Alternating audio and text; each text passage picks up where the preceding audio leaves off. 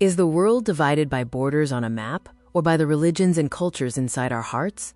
We will explore Samuel P. Huntington's cultural civilizational perspective, detailed in his key text, The Clash of Civilizations.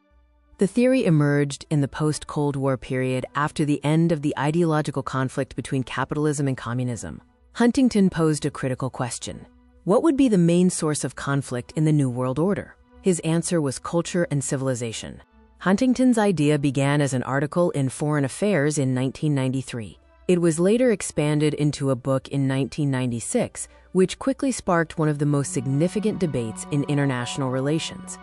The central argument is that the fundamental source of conflict will not be primarily ideological or economic.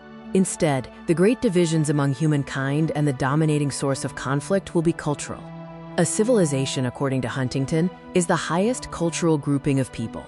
It is defined by shared elements like religion, language, history, traditions, values, and institutions. Civilization shapes an individual's identity and worldview.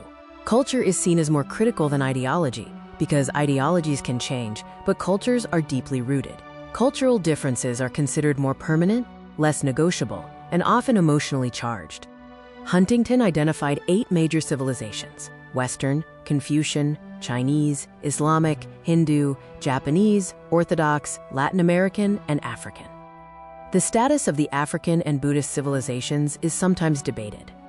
The Western civilization is based on Christianity, liberal democracy, individualism, and the rule of law. It became dominant after the Cold War, but, according to Huntington, faces resistance from other civilizations. The Islamic civilization is marked by a strong religious identity and is spread across the Middle East, North Africa, and South Asia. Huntington controversially claimed that Islam has bloody borders.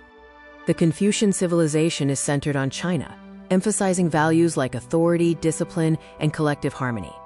Huntington suggested it is often aligned with the Islamic civilization against the West. Civilizations clash due to fundamental differences. Changing heritage is difficult. Globalization shrinks the world, increasing cultural friction. Furthermore, many civilizations resist the West's perceived attempt to impose its universal values. Huntington identifies 3 levels of conflict in the New World: local conflicts, fault line conflicts, and core state conflicts. Fault lines are the borders where 2 civilizations meet, often prone to violence, such as India/Pakistan or Israel-Palestine borders. Core states are the leaders of a civilization, like the USA for the West or India for the Hindu civilization. Huntington noted the Islamic civilization's lack of a single core state as a source of instability. Fault line conflicts occur between states or groups from different civilizations. These conflicts are considered the most violent and persistent, with examples including the disputes between India and Pakistan and Israel and Palestine. Core states provide leadership, protection, and direction to their civilization. Key examples include the USA for the Western civilization, China for the Confucian, Russia for the Orthodox, and India for the Hindu civilization. Huntington defines torn countries as those with one culture whose leaders want to join another. Examples include Turkey, which is torn between its Islamic history and Western aspirations, and Russia, divided between its Slavic roots and the desire to be part of the West. Religion is viewed as the central defining feature of civilizations, often creating an identity stronger than national identity in many regions. This strong religious identity can be a major source of mobilization and conflict. Clashes occur because cultural differences are deep, and globalization increases friction. The decline of the nation-state identity and the West's attempt to universalize its values further contribute to conflict. The West attempts to promote democracy and liberal values. Non-Western civilizations resist this as cultural domination and political interference, leading to significant civilizational tension. Huntington advised the West to stop imposing its values and respect cultural diversity. He emphasized the need to strengthen internal unity and accept a multipolar, multi-civilizational world.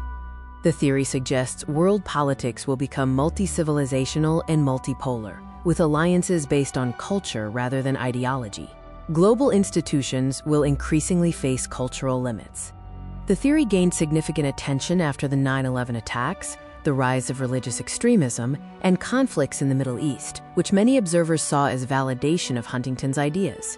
Critics argue that the theory overgeneralizes, failing to recognize that civilizations are not monolithic.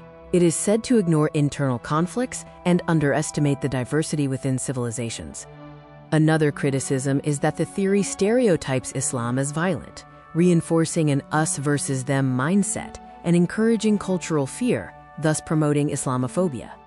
Critics also argue that the theory underestimates cooperation, dialogue, and global institutions, suggesting that many conflicts are political and economic rather than purely cultural. Huntington's theory contrasts with Fukuyama's end of history, which claimed the triumph of liberal democracy. It also differs from Keohane Nai's focus on interdependence and cooperation by viewing culture as the primary driver of conflict. The theory retains contemporary relevance through phenomena like identity politics, religious nationalism, civilizational rhetoric in global politics, and geopolitical polarization. Strengths include its focus on culture and identity, and its ability to explain some post-Cold War conflicts. Weaknesses include being deterministic, simplistic, and politically sensitive. In conclusion, Huntington shifted the focus of global analysis from ideology to culture. He highlighted identity as a key source of conflict, making the theory influential yet consistently controversial.